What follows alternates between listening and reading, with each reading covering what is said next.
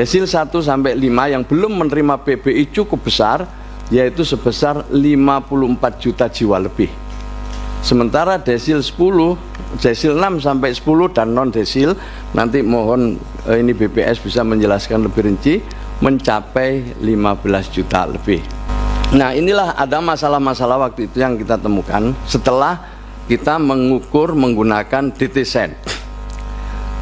Berdasarkan DTSEN masih ada penduduk desil 1 dan 5 yang belum menerima PBIJK.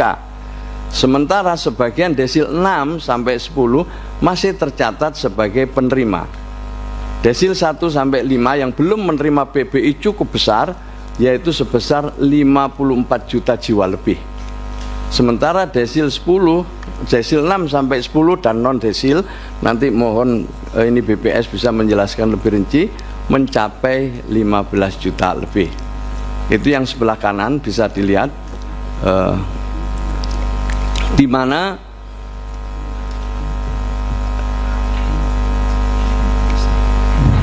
yang lebih mampu terlindungi, yang lebih rentan justru menunggu. Ini adalah data yang kita peroleh pada tahun 2025.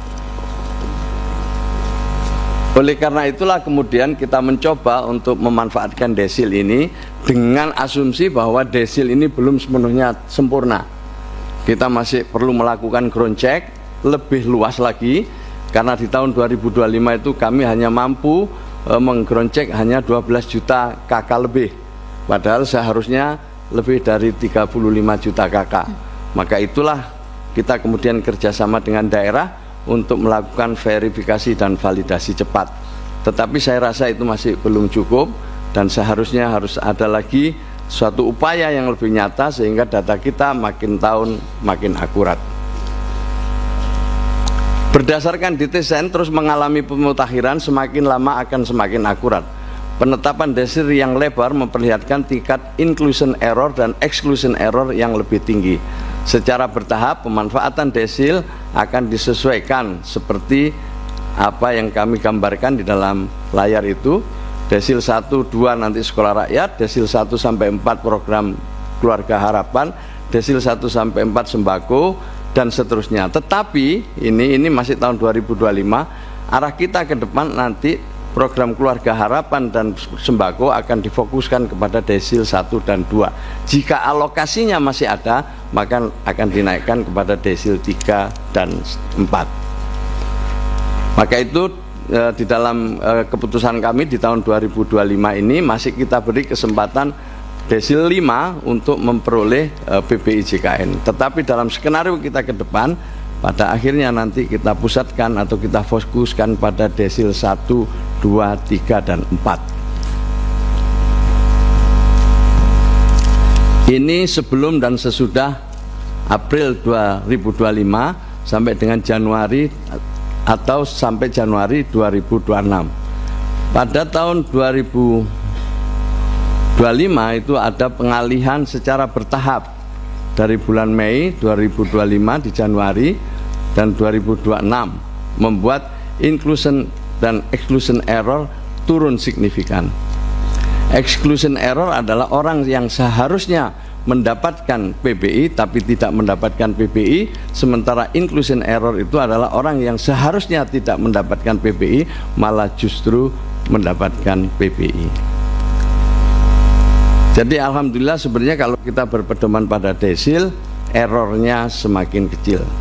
Masih ada yang di atas desil 5 dan desil belum di ranking karena hasil reaktivasi termasuk 6.000 penderita penyakit katastrofik dan bayi baru lahir yang seharusnya di cover oleh PBIJK. Dalam rangka pemutakhiran itu perlu kami laporkan ini Pak Wakil Ketua DPR dan Bapak Ibu sekalian, kita membuat banyak saluran untuk melibatkan masyarakat luas maupun juga menggerakkan instruktur atau instrumen pemerintah. Jadi melalui kanal-kanal yang ada, yang pertama adalah SIG-NG, Sistem Informasi Kesejahteraan Sosial Next Generation. Ini adalah aplikasi khusus yang dibuat untuk jalur formal.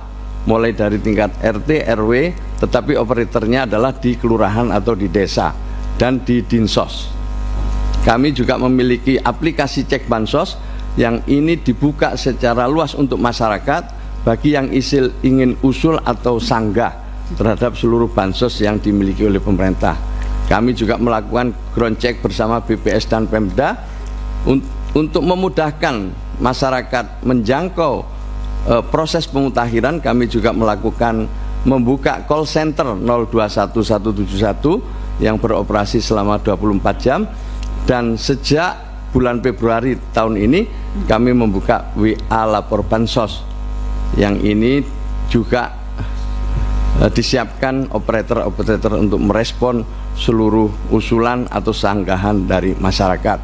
Setelah kami dapat, kami serahkan ke BPS untuk dilakukan verifikasi validasi dan disajikan kembali kepada kami dalam bentuk perankingan desil 1 sampai dengan 10. Ini kami sebagai informasi tambahan untuk mempermudah informasi yang sudah kami buat. Ada jalur formal di sini melibatkan RT, RW, musyawarah desa, kelurahan sampai ke dinas sosial, BPS kabupaten kota, ada pendamping kami di sana. Setelah itu ditetapkan oleh bupati wali kota, baru masuk ke DTSen.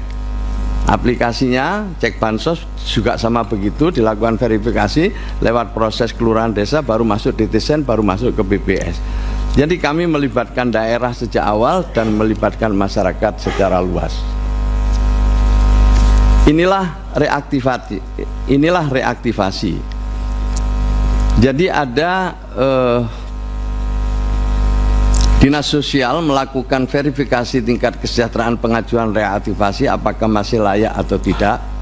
Nah, ini Perkepmensos kami nomor 2026, khusus dalam kondisi bencana, orang terlantar, kondisi yang mengancam keselamatan jiwa atau ada kebijakan pemerintah, maka seseorang dapat menerima bantuan PBI meskipun berada di luar desil yang ditentukan. Maka itu selain reaktivasi reguler, Kemensos membuka opsi untuk mereaktivasi otomatis kepada 100.000 PBI nonaktif yang menderita sakit kronis dan katastrofik. Ini kita dapat datanya dari BPJS Kesehatan. Ini adalah riwayat penonaktifan dan pengajuan reaktivasi. Jadi kami laporkan bahwa tahun lalu misalnya kita menonaktifkan 13,5 juta penerima bantuan iuran. Ya, ada 87.591 yang melakukan reaktivasi. Jadi tahun 2025 ini sudah kita laksanakan ya untuk menonaktifkan 13,5 juta, yang melakukan reaktivasi 87.000. Kemudian ada juga yang berpindah ke segmen mandiri. Dari 13 juta yang kita nonaktifkan itu berpindah ke segmen mandiri. Jadi artinya ini sebenarnya penonaktifan yang pas, yang tepat ini, sehingga mereka mampu secara mandiri. Atau juga ada yang langsung diambil alih oleh Pemda bagi daerah yang telah UHC, yang sudah Universal Health Coverage. Jadi otomatis seluruh warganya itu sudah dibiayai oleh APBD mereka. Nah, jadi ini sebagai bukti Bapak Ibu sekalian bahwa penonaktifan ini ya pada tahun 2025 itu sesuai dengan data yang kami miliki. Jadi saya ulang lagi, 13 juta lebih yang kita nonaktifkan, 87.000 lebih diantaranya melakukan reaktivasi, dan sebagian lagi berpindah menjadi peserta mandiri dan sebagian lagi dibiayai oleh pemerintah daerah.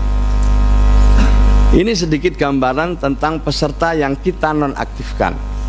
Namanya Dalimin Desil 10. Rumahnya seperti dalam gambar ini, ada aset motornya ya. Ini peserta yang kita nonaktifkan. Kemudian ada Jamhuri Desil 7. Aset-aset rumahnya seperti ini. Nah, kemudian kita alihkan kemana?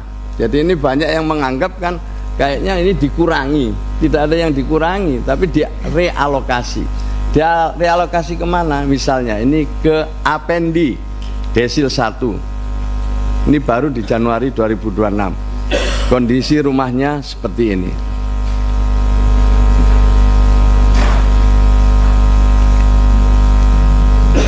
Ini adalah Monem desil 1 penerima baru Januari 2026.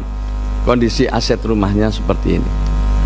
Jadi ini adalah kita alihkan kepada mereka yang lebih memenuhi kriteria sesuai dengan alokasi yang kita miliki.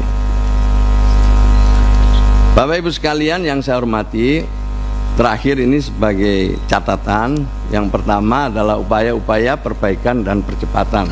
1. Menambahkan desa atau kelurahan sebagai tempat reaktivasi. Selama ini kita reaktivasinya itu hanya berada di Dinsos, ada protes terlalu jauh dan lain sebagainya. Kemudian BPJS, Kementerian Sosial dan Kementerian Kesehatan berkolaborasi untuk percepatan proses reaktivasi. Yang ketiga, reaktivasi otomatis kepada 106.000 penderita penyakit katastrofik atau kondisi kesehatan serius, mengancam jiwa dan membutuhkan perawatan jangka panjang seperti jantung, kanker, stroke, dan gagal ginjal yang dinonaktifkan agar layanan kesehatan tidak terganggu dan dapat melakukan reaktivasi menyusul. Kemudian yang terakhir, Kemensos terus mendorong Pemda untuk aktif dalam pemutakhiran DTSEN, pengusulan maupun reaktivasi bansos. Perlu kami laporkan bahwa seluruh penerima bantuan iuran yang kami tanda tangani itu merupakan usulan dari Bupati dan Wali Kota. Kemudian kita verifikasi validasi ulang sesuai dengan alokasi yang ada. Misalnya ada 100.000 usulan dari Bupati Wali Kota, sementara alokasinya 50.000, maka kami mencoba untuk melakukan verifikasi dan validasi untuk